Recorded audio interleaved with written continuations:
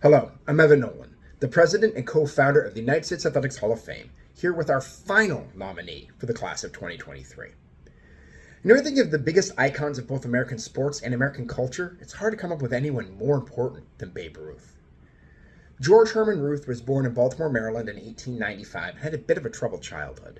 Unlike a lot of the folks on this list, his parents were both very involved in his life, but he just could not keep out of trouble. And without knowing what else to do with him, they sent him to reform school when he was 7. He'd spend the next 12 years of his life there learning to play baseball along the way.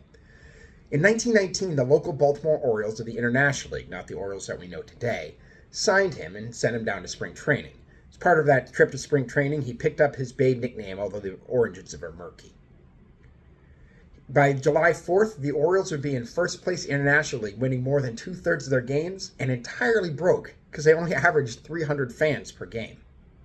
So they sold the contracts of both Ruth and Eddie Shore, the pitcher, to the Boston Red Sox. Ruth would spend 6 years with the Red Sox, spending most of his time as a pitcher, going 89-46 with a 2.19 ERA over those 6 seasons, and hitting 49 home runs total, which was a lot for the time, leading the league in home runs in 1918 and 1919. After the 1919 season, Harry Frazee, who was the owner of the Red Sox, wanted to finance the Broadway production of No, No, Nanette, and sold Ruth's contracts to New York Yankees for $100,000, which was a ton at the time. That brought the Yankees into the biggest franchise in the history of North American sports and doomed the Red Sox to 86 years of waiting for the next World Series. With the Yankees, Ruth became the most famous man in America. He led the league in home runs 10 times and RBIs 5 times, winning the 1924 batting title and was the 1923 MVP. He'd helped the Yankees win their first 4 World Series titles. He was an everyman, succeeding during the troubled times when he was playing with the Yankees. He smoked cigars, he drank hard, and was never particularly in shape, yet was still doing things that everyone else thought were impossible.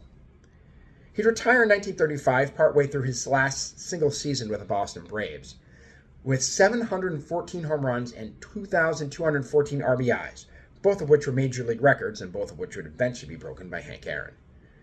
He'd be a member of the first class of baseball's Hall of Fame at Cooperstown and one of the most beloved figures not only in American sports history, but in American culture. You can vote for Babe Ruth or any of our other nominees at the United States Athletics Hall of Fame at www.nothalloffame.com/USA. Voting will continue between now and we make our announcement November 1st, so vote as often as you like, as long as it's only once a day. I won't be back with any more nominees because this is all 130 of them. Thank you if you've gone through and listened to any of these, but particularly if you've gone through all of them. This is our first time through. We'll see exactly what happens in years to come. Take care.